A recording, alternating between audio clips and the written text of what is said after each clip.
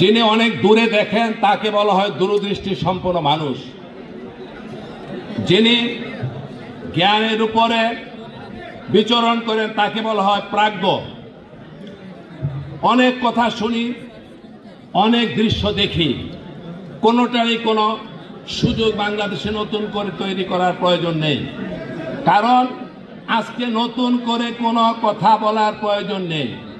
বহুদিন আগে, বেশ কয়েক বছর আগে বাংলাদেশে কি হবে, কি করা উচিত, বিধান ভূমিতে পরিণত হয়েছে।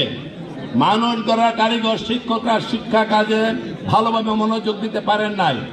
দস্যুপনা হয়েছে, ডাকাতিপনা হয়েছে। কাজে যেই ছাত্ররা রক্তের বিনিময়ে, যেই ছাত্রদল রক্তের বিনিময়ে এই স্বাধীনতা, এই মুক্ত পরিবেশ সৃষ্টি করেছেন, তাদের এখন প্রথম দায়িত্ব হলো 15 বছর শিক্ষাঙ্গনে যেই ঘটনা ঘটে নাই, শিক্ষার গুণগত মান নিয়ে নিজেদেরকে গড়ে তোলার সুযোগ আপনারা পান নাই। ভবিষ্যৎ জাতিকে নেতৃত্ব দেওয়ার যে শূন্যতা সৃষ্টি হয়েছে, ছাত্র দলকে শিক্ষাঙ্গনের দিকে প্রথম মনোযোগ দিতে হবে। নিজেদেরকে বিদ্যা অর্জনে, জ্ঞান অর্জনে মনোনিবেশ করতে হবে এবং নিজেদেরকে ভবিষ্যৎ নাগরিক হিসাবে এবং নেতৃত্বের যোগ্যতার মাধ্যমে দেশ পরিচালনার নিজেদেরকে এক একজনকে কারিগর গড়ে তোলার জন্য সেই দিকে মনোযোগ দিতে হবে। ছাত্র দল বেলকিবাজের কোনো ব্যাপার না।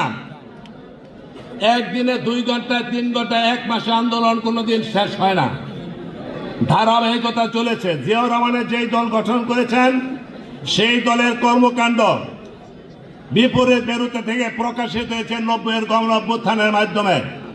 পরবর্তীতে দেশ নেত্রী বেগম খালেদা জিয়া যে ছাত্রদেরকে লালন পালন করেছেন, বর্তমানে দেশ নেত্রী তারেক রহমান যে ছাত্রদেরকে লালন পালন করেছেন, বিগত 15-16টি বছর জীবনের ত্যাগের বিনিময়ে আপনারা সেই ছাত্র দলের পতাকা উড্ডীন রেখে সেই কর্মের মাধ্যমে এই ফ্যাসিবাদকে বিজয় করে ছাত্র দলের বিজয়ের পতাকাকে উড্ডীন করেছেন।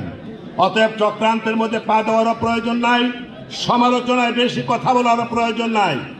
গণশত্রু এক দাবি, সেই দাবি ফ্যাসিবাদকে বিদায় করা।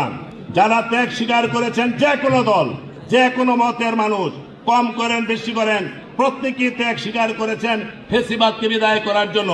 আমাদের কমন শত্রু এই খুনি হাসিনা এবং ফ্যাসিবাদ, তারা পালিয়ে গেছে। জুয়েল বলেছে একাধারে পালিয়েছে। শুধু তাই নেই, পালানোর ইতিহাস আজকে নতুন কিছু না। 71-এর স্বাধীনতার ঘোষণার সময় শেখ মুজিব পালিয়েছিল।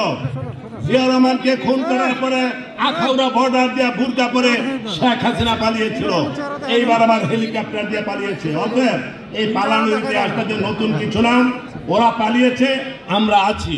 আমাদের থেকে যথাযথ দায়িত্ব পালন করে আমাদেরকে দেশকে গড়ে তুলতে হবে।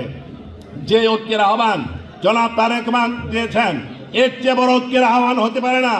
যেই কথা নতুন করে উনি বলেছেন, পূর্বে কেউ বলে নাই। উনি বলেছেন নির্বাচিত প্রতিনিধিরাই শুধু দেশ শাসন করবে না।